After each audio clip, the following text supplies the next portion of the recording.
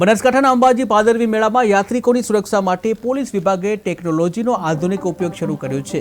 AI આધારિત surveillance system દ્વારા શંકાસ્પદ હલનચલન, ગુમ થયેલા યાત્રિકોની ઓળખ અને ભીડના સંચાલન ઉપર સતત નજર રાખવામાં આવી રહી છે। ત્યારે સ્માર્ટ કંટ્રોલ રૂમમાંથી મેળાના તમામ મહત્વના સ્થળો સીસીટીવી મારફતે લાઈવ મોનિટરિંગ થઈ રહ્યા છે।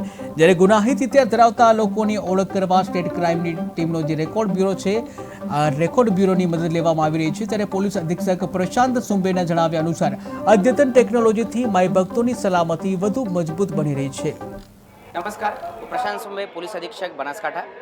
ભાદરવી પૂનમના મહામેળો દરમિયાન માઈ ભક્તો દૂર દૂરથી માતાજીના દર્શન માટે આવી રહ્યા છે। તેઓની સુરક્ષા અને સુવ્યવસ્થા માટે આ વખતે સીસીટીવી કેમેરાના માધ્યમથી સર્વેલન્સ શરૂ છે। સીસીટીવી કેમેરાના માધ્યમથી સર્વેલન્સ કરતા સમયે આર્ટિફિશિયલ ઇન્ટેલિજન્સનો પણ ઉપયોગ થઈ રહી છે। સ્ટેટ ક્રાઇમ રેકોર્ડ બ્યુરોમાંથી જે ગુનેગારી પ્રવૃત્તિ ધરાવતા લોકો, અસામાજિક પ્રવૃત્તિ ધરાવતા લોકો છે, તેઓના ડાટા મેળવીને જે આર્ટિફિશિયલ ઇન્ટેલિજન્સના માધ્યમથી સીસીટીવીથી ફેસ રિકગ્નિશન કરીને તેઓને ઓળખવાની અને પકડવાની કાર્યવાહી પણ કરવામાં આવી રહી છે। તેઓનો બહુ સારો ઉપયોગ થઈ રહ્યા છે। આ સિવાય કેટલા લોકો એક સમયે મંદિરમાં છે અથવા એક દિવસ દરમિયાન નમસ્કાર, હું પ્રશાંત સુંબે, પોલીસ અધિક્ષક બનાસકાંઠા।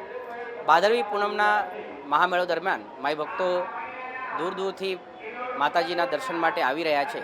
તેઓની સુરક્ષા અને સુવ્યવસ્થા માટે આ વખતે સીસીટીવી કેમેરાના માધ્યમથી સર્વેલન્સ શરૂ છે। સીસીટીવી કેમેરાના માધ્યમથી સર્વેલન્સ કરતા સમયે આર્ટિફિશિયલ ઇન્ટેલિજન્સનો પણ ઉપયોગ થઈ રહી છે।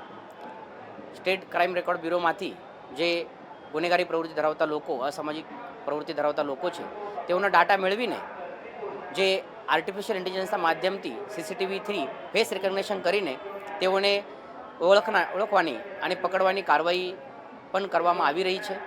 તેઓનો બહુ સારો ઉપયોગ થઈ રહ્યા છે। આ સિવાય કેટલા લોકો એક સમયે મંદિરમાં છે અથવા એક દિવસ દરમિયાન નમસ્કાર, હું પ્રશાંત સુંબે, પોલીસ અધિક્ષક બનાસકાંઠા। ભાદરવી પૂનમના મહામેળો દરમિયાન માઈ ભક્તો દૂર દૂરથી માતાજીના દર્શન માટે આવી રહ્યા છે। તેઓની સુરક્ષા અને સુવ્યવસ્થા માટે આ વખતે સીસીટીવી કેમેરાના માધ્યમથી